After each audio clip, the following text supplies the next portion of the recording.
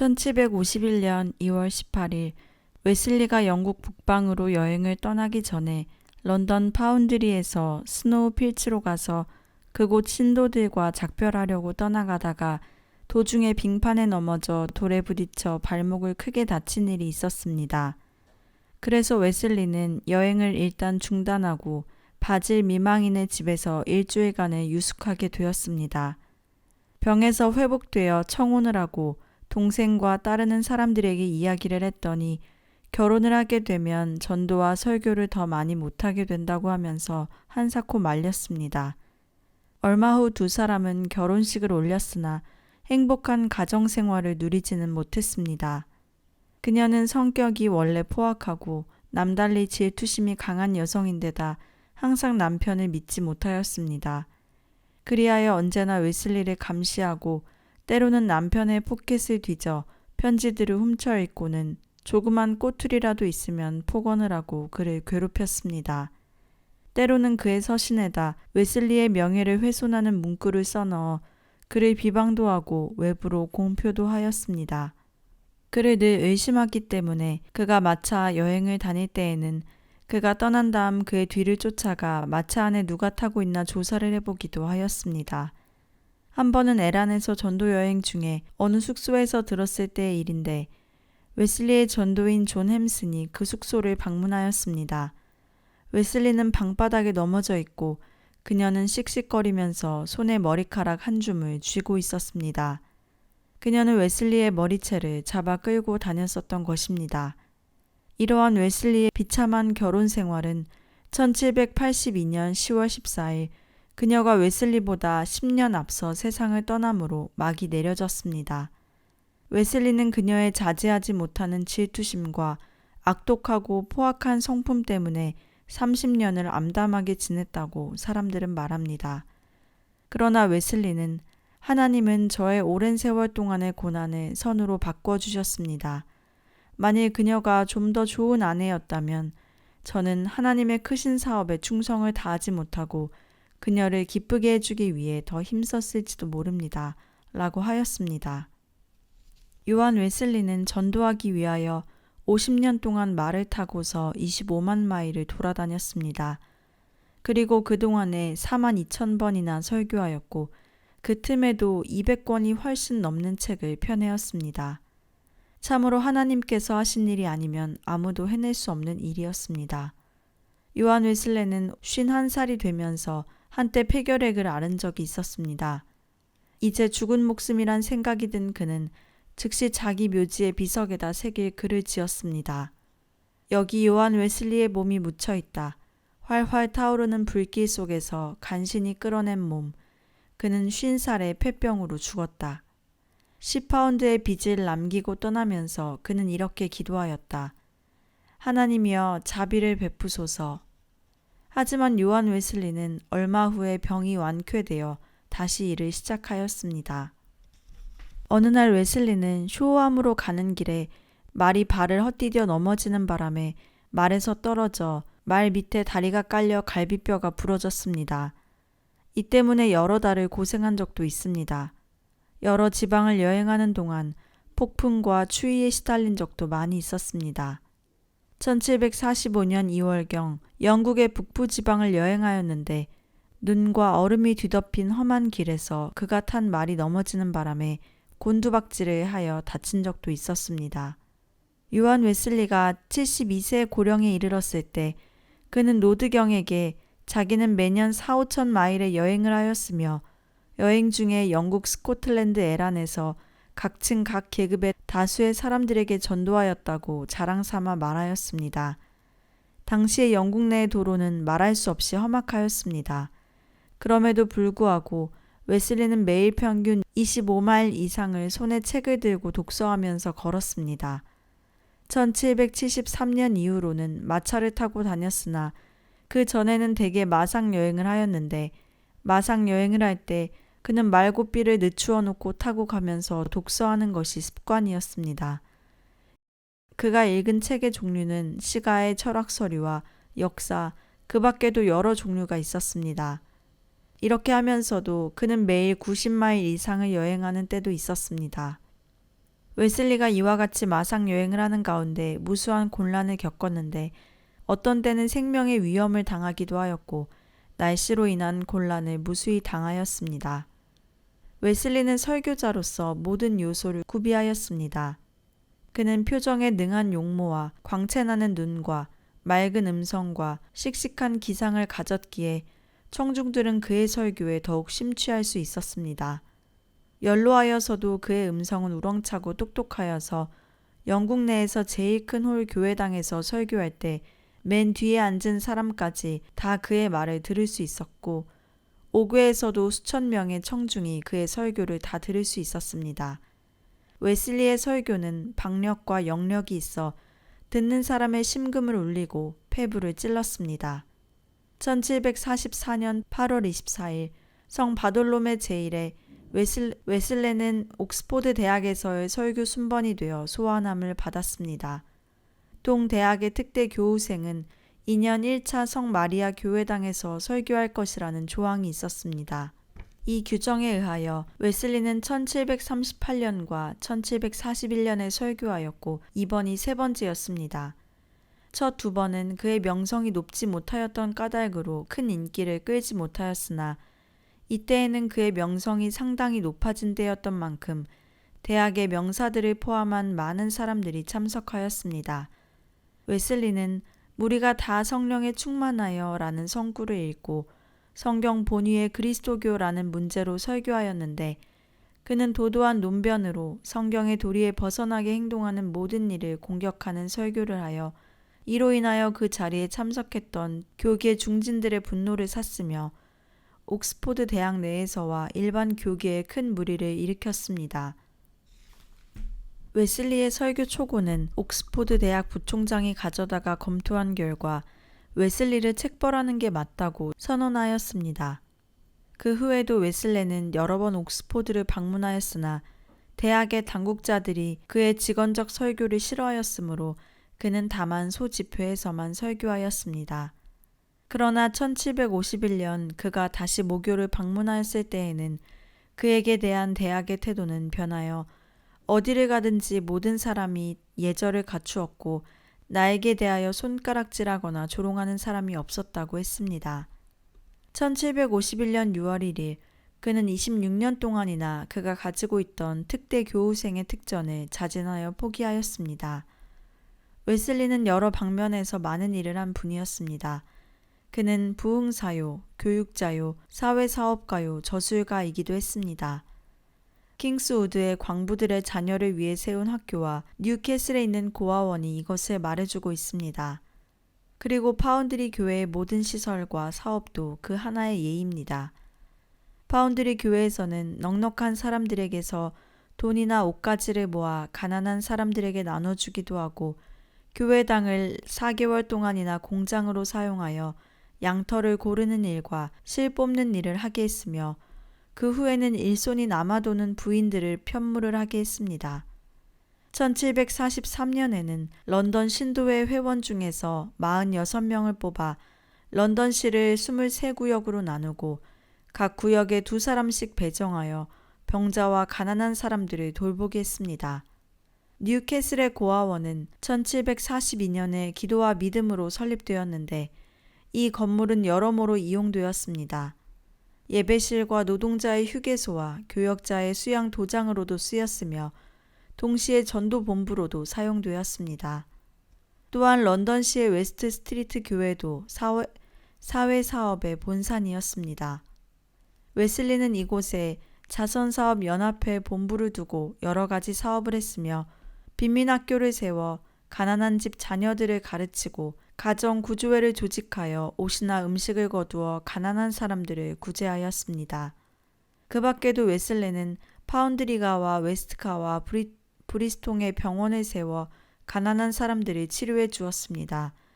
그리하여 웨슬레가 의료사업을 시작한 후 6개월 만에 600여 명의 환자를 무료로 치료해 주었습니다.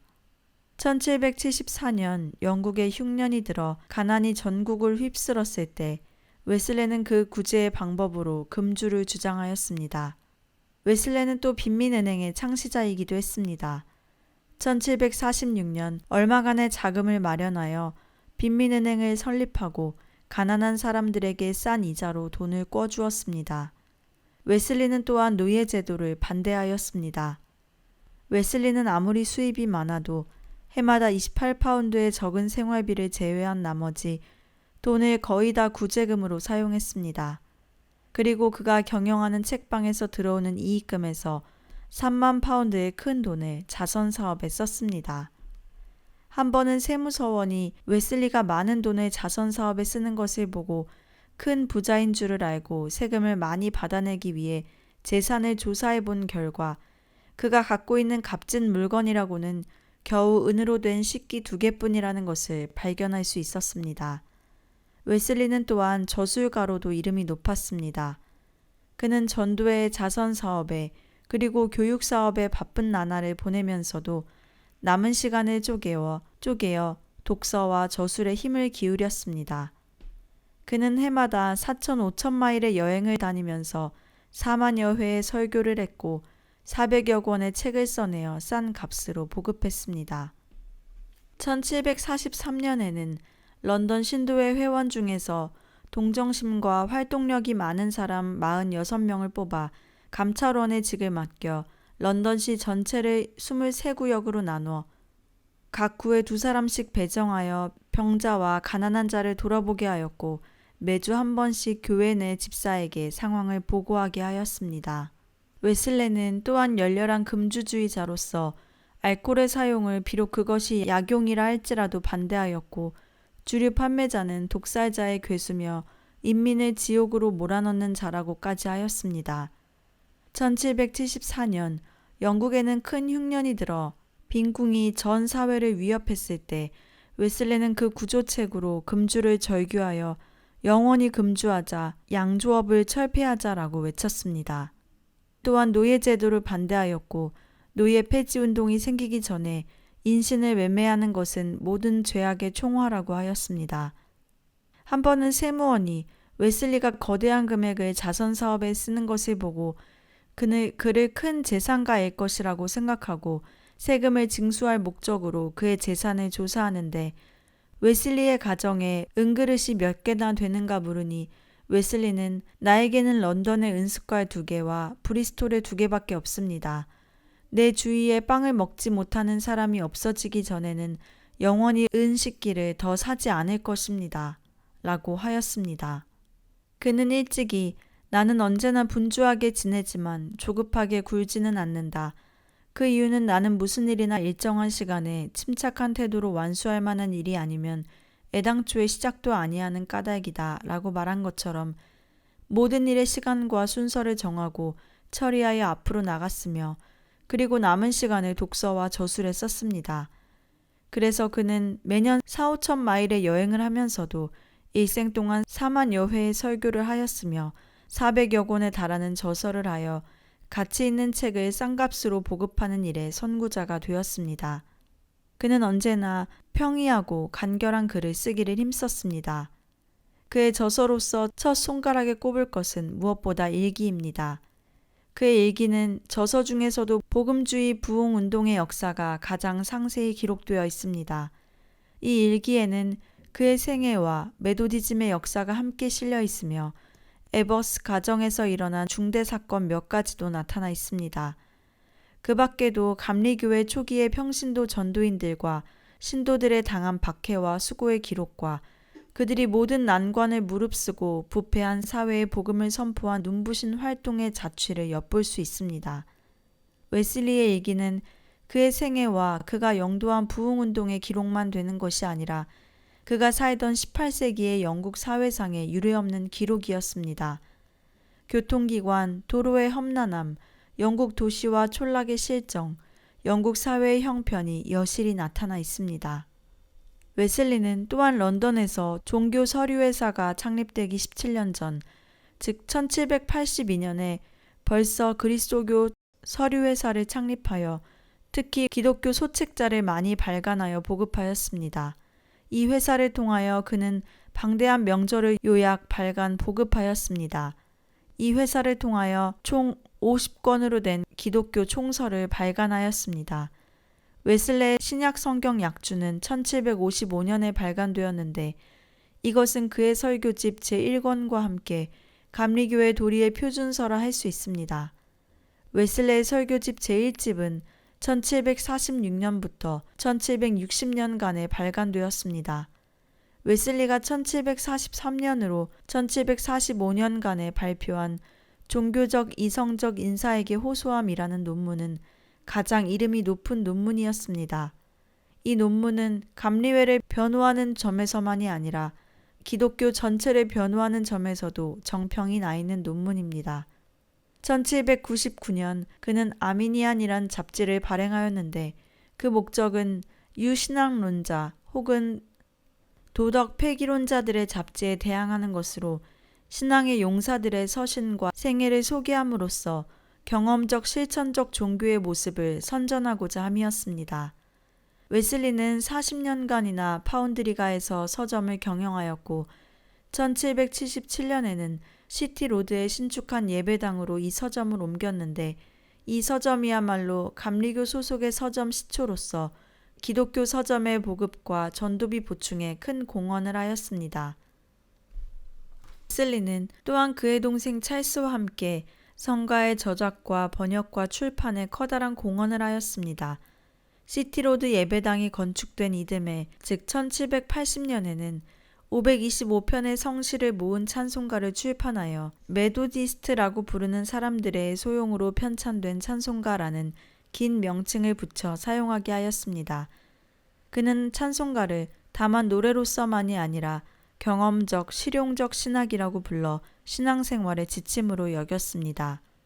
메도디스트 부흥운동 사상, 우리는 웨슬리의 동생 찰스 웨슬리의 공헌을 과소평가할 수 없을 것입니다. 옥스포드 대학 재학 시 그가 메도디스트 운동의 모체인 신성클럽을 먼저 조직하여 경건한 생활을 목표로 회원들 간의 신앙생활의 향상을 도모하였습니다. 그의 설교는 호소력과 설득력이 있어서 그 설교를 듣는 자마다 누구나 큰 감동을 받았고 마침내 죄를 회개하고 그리스도를 구주로 받아들여 새 생활에 나섰습니다. 그러나 위에서 본 바와 같이 그는 교회관에 있어서 그 형과 의견이 달랐습니다. 그는 어디까지나 영국 교회의 권위와 질서를 존중하여 영국 교회의 규율을 엄수하기 힘썼습니다. 이러한 그가 그 형이 감동만이 할 수 있는 교직자의 안수권을 집행하는데 결코 동의할 수 없었습니다. 그는 그 형에게 일이 더 악화되기 전에 이런 직권 남용을 중지하라고 권고하였으나 응하지 않음을 보았을 때 차라리 형과 충돌을 피하고 조용히 메도디스트 운동에서 손을 떼는 것이 지혜롭겠다고 생각을 하고 1756년 메도디스트 회와의 관계를 끊었습니다. 그 후 그는 런던으로 저택을 옮긴 후 다만 런던에 있는 신도의 회원들에게 매주일 성찬식만을 집행해 주었습니다. 1773년 요한 웨슬레가 70세의 고령에 이르렀을 때 그렇게 건강하던 웨슬레도 기력이 현저히 쇠퇴하여 감을 느끼고 먼 여행을 떠나는 사람과 같이 그가 일으켜 놓은 교단을 정리할 필요를 느꼈습니다. 그리하여 그는 그가 써두었던 원고를 정리하여 인쇄에 붙였습니다.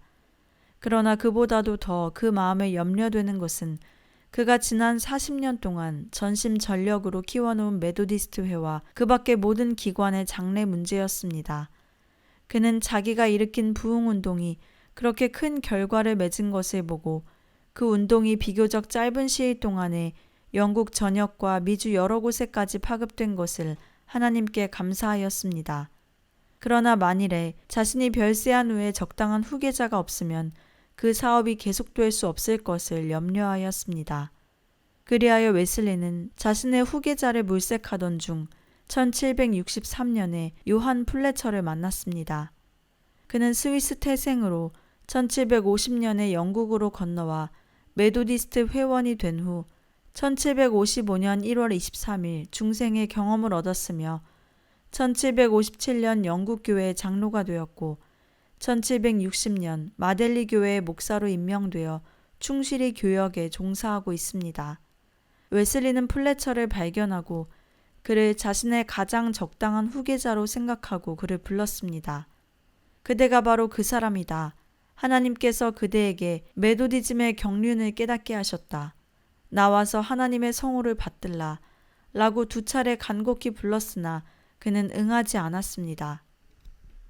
플래처가 웨슬리 후계자로서의 요청을 거절한 후 메도디스트 회에는 웨슬리 별세후 그 전체 사업을 통솔해 나갈 만한 역량을 가진 인물이 없었습니다.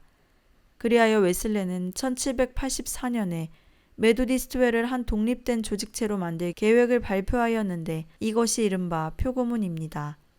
후계자 선발에 실패한 웨슬리는 후계자를 대신할 만한 기구를 만들기로 생각했습니다. 그리하여 그는 1784년 메도디스트 전도인들의 회의를 소집하여 그 회의 때 포고문을 발표하여 토의하였는데 이에 대하여 맹렬한 반대자들이 회중에 있었지만 플래처가 그 반대자들과 웨슬리 사이에서 중재장 역할을 하여 무사히 통과시켰습니다. 이 포고문을 통하여 그는 이른바 메도디스트라고 부르는 사람들의 회의에 대하여 법적 권한을 부여하였습니다. 그는 이 포고문에 메도디스트 전도인 100인을 지명하여 그들에게 자기가 세상을 떠난 이후 매년 1차씩 모여 결원의 보충과 의장과 서기의 선택과 전도인의 파송과 전도인 지망자의 허락과 신도회 전체의 치리 통할권을 주었습니다. 웨슬레가 이 포고문을 만든 본래의 목적은 자기가 세상을 떠난 후에 메도디스트 회를 운전해 나가기 위한 것이었지만 이 포고문이 발표된 지 5개월 후부터 이것이 실시되었으며 연회의 회장은 웨슬리의 임종식까지 그가 역임하였습니다. 웨슬레가 80세가 되었을 때 그의 일기에 다음과 같이 써두었습니다. 내 나이 지금은 80세가 되었다. 그러나 하나님의 은혜로 나는 아직도 피곤한 줄을 별로 모르겠다. 25살 때에 비하여 고통스럽거나 병약함을 깨닫지 못하겠는데 이는 아래 몇 가지 이유 때문이다. 1. 나를 부르신 그 복음에 합당한 자가 되게 하시는 하나님의 권능으로. 2. 1년에 4-5천 리를 계속 여행함으로. 3. 밤이나 낮이나 자고 싶은 때 마음대로 잘 수 있는 것. 4. 일정한 시간에 일어나는 것. 5. 항상 설교함으로. 특히 아침에 설교함으로. 6. 항상 심신을 유쾌하게 가짐으로.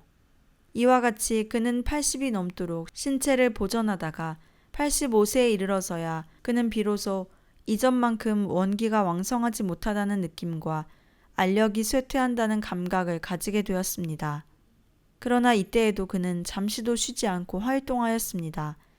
그의 말년에는 그에게 대한 박해도 지나가고 가는 곳마다 그를 환영하였습니다. 모이는 곳마다 청중이 쇄도하였으며 그의 설교를 열심으로 들었습니다. 에란에 체류하면서 그는 더블린시를 비롯하여 60여 도시와 촌락을 9주간 순회하면서 교회당에서 100여 회, 옥외 노천에서 6-7차 설교를 하였습니다. 그 후 그는 콘월을 다시 방문하였는데 전에 이곳을 방문하였을 때에는 그곳 주민이 큰 폭동을 일으켜 박해하였으나 이번에는 가는 곳마다 그를 환영하였으며 꼬넵에서는 5만 5천 명이나 되는 군중이 그의 설교를 들었습니다. 1790년 6월 20일 웨슬레는 그의 87회 생일을 맞아 일기에 오늘부터 나는 87세가 된다. 체력이 현저히 줄어드는 것을 느끼겠다. 그러나 신체 어느 부분에 고통을 느끼는 것은 아니요. 말하자면 생명의 물결이 멈추기까지 점점 쇠약해지는 것뿐이다. 라고 기록하였습니다. 웨슬리는 이와 같이 자신의 노쇠함을 느끼면서도 여전히 영국 각처와 웨일즈와 와이도 등을 순회하면서 전도를 하고 신도회를 시찰 지도하였습니다. 이 해에 웨슬레는 에버스를 다시 방문하고 장터에서 설교하였습니다. 그 후 에버스 인근 초락들을 방문하였는데 촌민들은 그를 무리지어 따르기도 하고 혹은 길 양측으로 늘어서서 그를 호위하기도 하였습니다. 그는 그들 가운데를 지나면서 옛날에 사도 요한처럼 소자들아 서로 사랑하라는 말로 그들을 권면하였습니다. 1790년 웨슬리는 최후의 연회를 브리스톨에서 보았습니다. 당시 메도디스트회 신도수의 통계는 영국의 본토에 71,463명, 북미에 43,260명, 그 밖의 선교지에 5,350명이었습니다. 그의 최후 10년간의 업적은 그 전에 40년 동안의 업적보다도 2배 이상이 되었습니다. 이 최종 연회가 끝난 후 70년 동안이나 메도디스트회를 지도 감독하던 존경할 만한 지도자 요한 웨슬레가 회로 끝에 최후의 서명을 하였는데 그 당시의 필적은 오늘까지 귀중한 유물로 보존되고 있습니다. 80여 세 고령임에도 불구하고 전심전력을 하나님께 바치기로 결심한 그는 생명의 최후 일각까지 활동을 계속하여 웨일즈와 브리스톨과 그 밖의 영국 각지로 순행 전도하였으며 와이토까지 갔었습니다. 웨슬리는 90이 가까운 고령으로 신체가 노약하여 활동하기 어려운 가운데도 여생을 가볍게 보내게 하기 위해서 꾸준히 노력하였습니다. 그는 항상 주여 나로 하여금 무익한 생을 가지지 말게 하여 주옵소서 라고 고백하였습니다. 그의 최후의 공중설교는 2월 22일 목요일 저녁에 스티로드 교회에서와 그 이튿날 런던에서 18마일 되는 곳에 있는 레더헤드 장관의 사저에서 주를 만날 수 있을 때에 찾고 그가 가까이 있을 때에 구할지어다 라는 선구로 하였습니다. 웨슬레의 신체가 날로 쇠약해가므로 그는 모든 일을 중지하고 시트로드 교회에 있는 그의 주택으로 돌아와 병석에 누웠습니다. 하루는 그가 병상에서 무엇을 쓰려고 붓을 잡았지만 붓대를 놀리지 못하므로 그 옆에 모시던 리치 양이 무슨 말을 쓰시렵니까? 제가 쓰지요. 라고 하니 웨슬레는 별로 쓸 것이 없다. 하나님께서 우리와 함께 계시다는 것밖에. 라고 대답하였습니다. 그리고 자기를 둘러있는 모든 사람들에게 기도하고 찬송하라고 청한 후 그들이 기도할 때에는 열심으로 아멘을 불렀습니다. 그리고 그들의 손을 잡고 잘들 있으시오, 잘들 하였습니다. 다른 사람들이 방에 들어오는 것을 보고 그는 제일 좋은 것을 하나님이 우리와 함께 하심이라고 말하였습니다. 오전 9시경 그의 침상 주위에는 그의 충실한 반려이며 간호자인 요셉 브래드포드와 그 밖의 웨슬레의 친구 11명이 기도를 드리고 있었습니다. 그때 숨을 짓고 있던 웨슬레는 가는 목소리로 평안히 계시오 하는 영원의 고별 인사를 하였습니다. 그때 브래드포드가 오 문이여 내 머리 들어 영원의 문빗장을 열어놓으라 영광의 왕이 들어가신다 하는 노래를 부리는 소리를 들으면서 웨슬레는 고요히 평화롭게 잠이 들었습니다. 전도의 사람, 기도의 사람, 하나님의 위대한 종은 1791년 3월 2일 오전 6시 런던 시티로드 교회당 저택에서 88세의 생애를 마치고 영원한 안식의 나라로 들어갔습니다. 그러나 그가 심혈을 기울여 쌓은 탑은 해와 달과 더불어 영원히 남아있을 것이요. 그의 위대한 정신을 전 세계에 흩어져 있는 여러 백만의 교도의 머릿속에 오고 오는 세대와 함께 남아있을 것입니다.